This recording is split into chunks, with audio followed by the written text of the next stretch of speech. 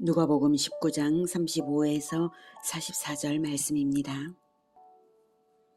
그것을 예수께로 끌고 와서 자기들의 겉옷을 나귀 새끼 위에 걸쳐놓고 예수를 태우니 가실 때에 그들이 자기의 겉옷을 길에 펴더라.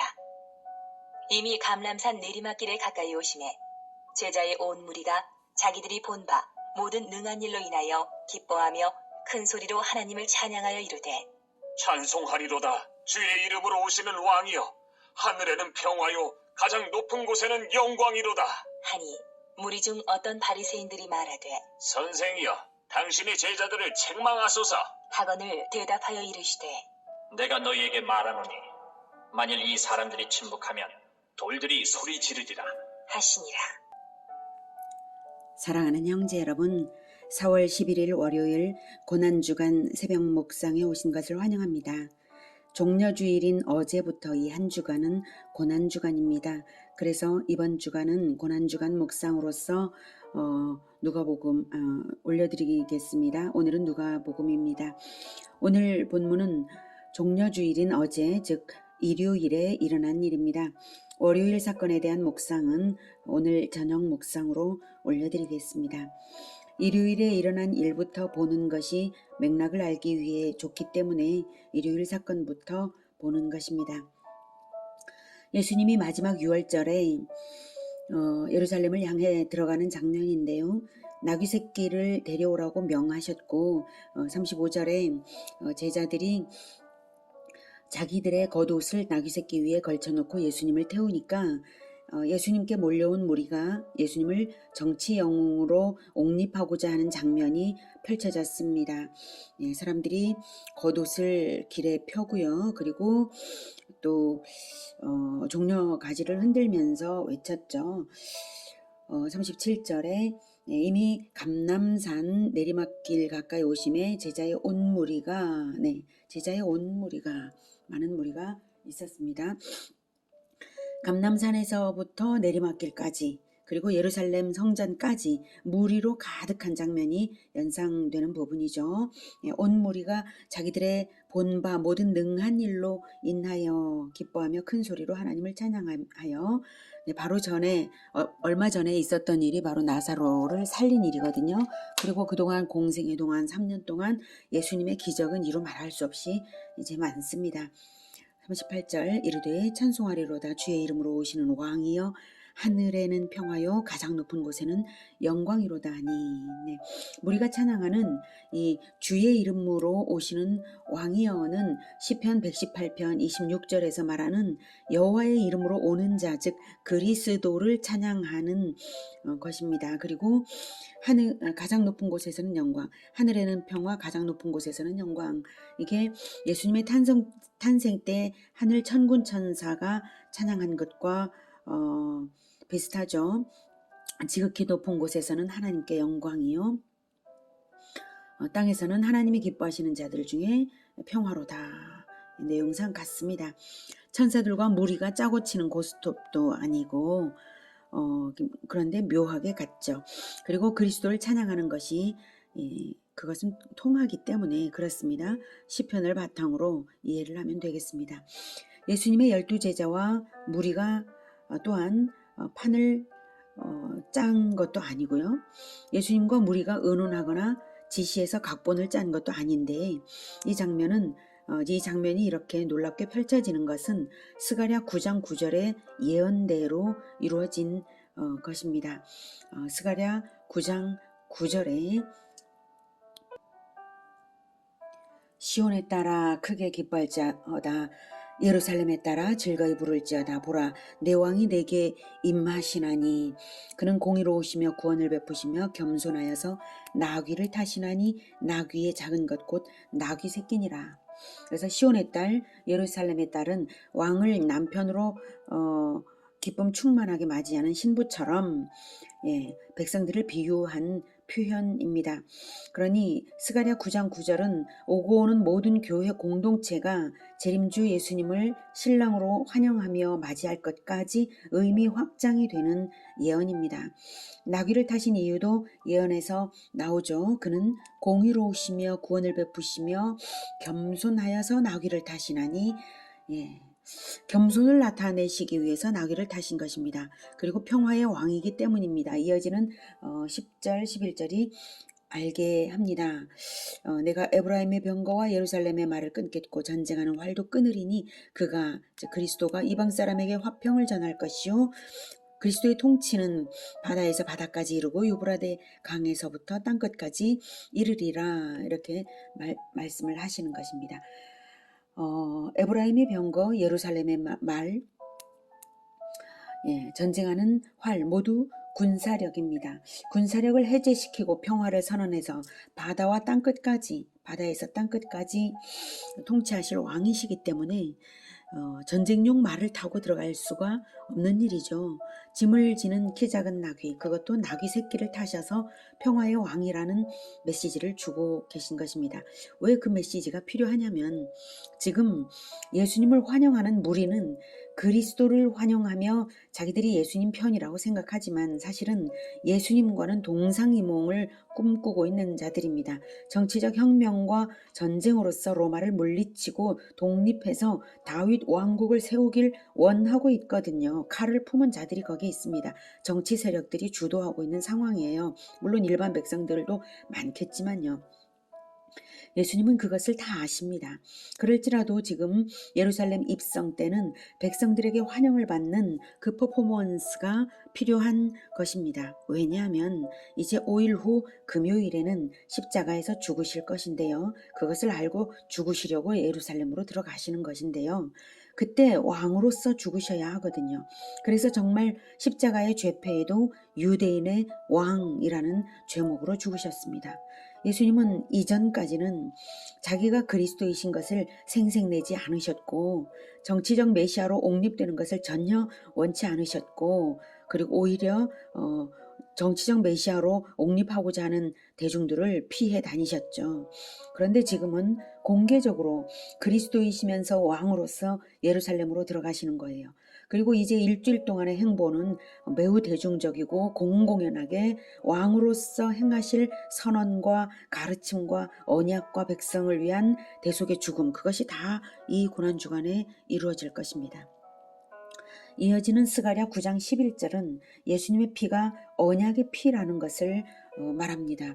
또 너로 말할진대, 그리스도로 말할진대 내 언약의 피로 말미암아 그리스도의 언약의 피로 말미암아 내가 아버지 하나님이 네 갇힌 자들을 물없는 구덩이에서 놓았나니 그리스도의 백성들 예수님을 믿는 자들 회개하는 죄인들을 죄에서 해방시킨다는 뜻입니다. 언약의 피를 뿌리는 자 그가 왕입니다. 백성을 대표해서 하나님께 자기 피로 언약을 회복하는 언약의 요구를 만족시키는 자이기 때문입니다. 그래서 하나님께서 죄인들의 죄를 대속하시는 일을 그리스도의 그 대속의 피를 받으시고 죄사함을 주시는 것입니다.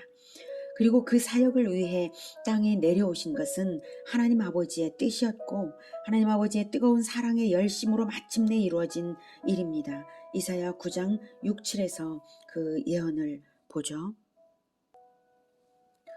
이는 한 아기가 우리에게 낳고 한 아들을 우리에게 주신 바 되었는데 그의 어깨에는 정사를 메었고 그의 이름은 기묘자라 모사라 전능하신 하나님이라 영존하시는 아버지라 평강의 왕이라 할 것임이라. 그 정서와 평강에 더함이 무궁하며 또 다윗의 왕좌와 그의 나라에 군림하여 그 나라를 굳게 세우고 지금 이후로 영원히 정의와 공의로 그것을 보존하실 것이라. 만군의 여호와의 열심히 이를 이루시리라. 이렇게 예언대로 이루어지는 것이므로 구약 성경을 바르게 잘 배운 사람이면 다 알아봐야 하는 것이 마땅한데도 바리새인들은 그저 예수님을 못마땅하게 여겨 분을 내었습니다. 39절 무리 중 어떤 바리새인들이 말하되 선생이여 당신의 제자들을 책망하소서 하거늘. 아주 가당치 않다고 여긴 것이죠. 그래서 이제 화를 낸 겁니다. 예수님에게. 예수님을 그리스도로 인정하지 않는 것이고요. 그들은 그리스도가 오기를 기다리지 않았기에 그런 것입니다. 성경을 잘 안다는 바리새인들이지만 오히려 언약을 거부한 자들이라서 그렇습니다. 그들은 사실은 자기들의 기득권과 자기들의 권위와 자기들의 명예만 중요할 뿐이죠. 자, 그래서 예수님께서 대답하십니다. 내가 너희에게 말하노니 만일 이 사람들이 침묵하면 돌들이 소리 지르리라 하시니라. 예. 너희들이 마음이 딱딱하기가 하나님과 소통되지 않기가 너희들이 오히려 돌들보다 더하다 이런 의미입니다. 예수님은 이제 왕으로서 예언된 대로 백성의 영접을 받으신 것이므로 반역자들의 말을 들으실 필요가 없으시죠. 오히려 너희들이 틀렸다라는 뜻으로 만일 이 사람들이 침묵하면 돌들이 소리 지르리라 라고 하십니다. 이 말씀도 하박국 2장 9에서 11절을 떠올리게 하는 말씀입니다. 하박국 2장 9에서 11절 말씀은 불의한 기득권자 지도층을 향한 심판의 예언입니다. 하박국 2장 9에서 11절. 재앙을 피하기 위하여 높은 데 깃들이리며 자기 집을 위하여 부당한 이익을 취하는 자에게 화 있을진저. 높은 데, 그러니까 높은 사람들이죠. 그리고 자기 이익만을 위해서, 그것도 부당한 이익만을 위해서 일하는 자들입니다. 10절. 네가 많은 민족을 멸한 것이 내 집에 욕을 부르며 내 영혼에게 죄를 범하게 하는 것이 되었도다. 담에서 돌이 부르짖고 집에서 들보가 응답하리라. 반대하고 가로막는 사람들이 있을지라도 심판주 하나님의 일은 반드시 이루어진다는 말씀이죠. 네. 하나님의 말씀에 응답하는 자들이 설령 없을지라도 담에서 돌이 부르짖을 것이다 라고 하시는 말씀이기도 합니다. 41절. 가까이 오사 성을 보시고 우시며 이르시되. 네, 예루살렘에 가까이 왔을 때에 예수님이 우셨는데요. 여기서 우셨다는 말은 언어적으로 조용히 눈물을 흘리신 것이 아닙니다. 갑자기 울음을 터뜨려 통곡하셨다는 뜻입니다. 방금 바리새인들에게 심판의 의미로 돌들이 소리 지르리라고 말씀하신 터였기 때문에 예수님은 바리새인들의 도성 예루살렘이 멸망할 운명을 알고 계셨고 또 얼마나 처참하게 멸망할 것인지를 아셨기 때문에 그리고 과거 예루살렘의 영광과 반역의 역사 속에서 베푸신 그 뜨거운 예루살렘에 대한 뜨거운 사랑을 생각하실 때에 참을 수 없이 비통하셨던 것입니다. 42절. 너도 오늘 평화에 관한 일을 알았더라면 좋을 뻔하였거니와 지금 내 눈에 숨겨졌도다. 너도 오늘 평화에 관한 일을 알았더라면 너는 예루살렘입니다. 평화에 관한 일이 무엇일까요? 네. 평화에 관한 일, 그래서 너도라고 했는데 평화에 관한 일을 알고 평화를 얻은 자가 또 따로 있는 것이죠. 예루살렘이 아니라 말입니다. 예. 그들은 이방인들입니다. 근데 오늘 평화에 관한 일을 알았더라면이라고 말하고 있습니다. 예루살렘이라는 도시의 이름은 샬롬의 도시라는 뜻이죠. 살렘, 예루살렘. 네. 평화의 도시인데 평화에 관한 일을 너는 모르는구나 이런 의미로 지금 한탄하면서 말씀하시는 것입니다. 43절. 날이 이를지라 내 원수들이 터돈을 쌓고 너를 둘러 사면으로 가두고 또 너와 및 그 가운데 있는 내 자식들을 땅에 메어치며 돌 하나도 돌 위에 남기지 아니하리니 이는 내가 보살핌 받는 날을 알지 못함을 인함이니라. 성전에 들어가사 장사하는 예수님은 예루살렘의 멸망을 예언하고 계십니다. 이 예언은 훗날 주후 70년에 로마의 디도 장군이 와서 예루살렘 성을 둘러서 토둔을 쌓고 포위했고 예루살렘 성은 명절을 지내러 성지 순례차 모여든 많은 무리를 포함해서 약 100만 명에 달하는 인구가 죽음을 당했습니다. 예수님 말씀처럼 학살이 잔인했고 건물도 완전히 폐허가 되었습니다. 그로써 예루살렘은 멸망했습니다. 이것은 하나님의 심판입니다. 언약을 어긴 결과입니다. 그런데 이는 내가 보살핌 받는 날을 알지 못함을 인함이니라 라고, 예루살렘의 멸망이 보살핌 받는 날을 알지 못했기 때문이라고 하십니다. 심판이 예정되어 있었지만 보살핌을 받을 여지가 아직 있었는데 그것을 예루살렘이 모르고 거부했다는 뜻입니다. 보살핌 받는 날을 모르고 거부했다는 것, 그것이 42절에 평화에 관한 일을 알았더라면 좋을 뻔했다. 같은 말이죠. 평화를 받아들이는 것이 보살핌을 받는 일인데 예루살렘이 거부했기 때문에 결국 비참한 멸망이 예정되었다는 말씀입니다. 즉 예수님께서 예루살렘에 오신 것이 바로 평화를 위하여 왔는데 제국에서 모여든 많은 무리는 예수님을 환영하며 평화를 노래하는데 예루살렘의 대표들은 그것을 비난했습니다. 지금까지도 줄곧 예수님을 죽이려고 모의했고요. 이제 남은 일주일간 본격적인 추진으로 기필코 그리스도를 죽이고야 말 것입니다. 지난 3년간 예루살렘 성전 권력은 과거 1000년 동안 예루살렘의 권력자들이 선지자들을 통하여 경고하시는 하나님의 메시지를 거부하고 선지자들을 과거 1000년 동안의 권력자들이 죽였던 것처럼 그들도 똑같은 마음을 가지고 전혀 회개하지 않았습니다. 세례 요한에게 경고를 들었을 때는 물론이고 예수님이 공생의 초기에 성전 정화를 하셨을 때에도 그 이후 3년간에도 회개는커녕 그리스도를 죽일 계략을 준비하고 있었을 뿐입니다. 이것이 바로 보살핌을 거부하고 평화를 거부한 일입니다. 그래서 42절에 지금 내 눈에 숨겨졌도다. 그들의 눈에 평화의 일이 숨겨진 것은 그들이 탐욕이 그들의 눈을 어둡게 했기 때문입니다. 그래서 지금 평화의 왕 그리스도는 반역의 도성 예루살렘으로 들어가시면서 통곡하시는 것입니다. 하나님의 심판이 예정되었는데도 회개하여 화평을 얻을 마지막 기회가 예수님을 통하여 주어진 것인데도 그것을 모르고 오히려 하나님의 아들을 죽이기 때문에 영영 구원받지 못하고 멸망의 길로 가게 되는 것입니다. 오늘은 평화의 왕, 겸손의 왕 예수님의 통곡을 보았습니다. 심판을 알고 계시기에 통곡하실 수밖에 없으셨던 그 마음에 우리가 공감해 드리지 못한다면 우리 또한 돌들보다도 못한 자들이 되고 말 것입니다. 최후의 심판을 생각하며 통곡하는 마음으로 죄인 구원을 위하여서 고난 받으며 전도하는 우리 모두가 되기를 기원합니다. 기도하겠습니다. 하나님, 심판을 아시기 때문에 구원주로 오신 하나님, 심판주이신 예수님,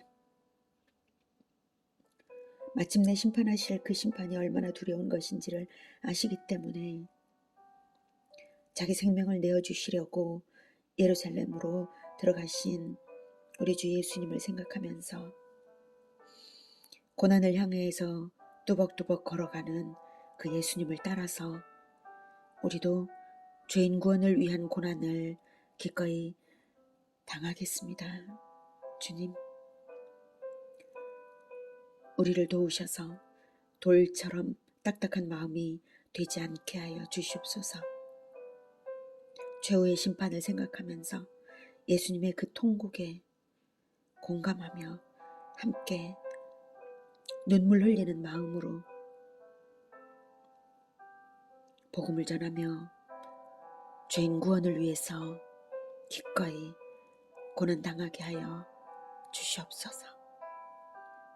예수 그리스도 이름으로 기도드립니다. 아멘. 이어지는 시간은 개인 기도 시간입니다.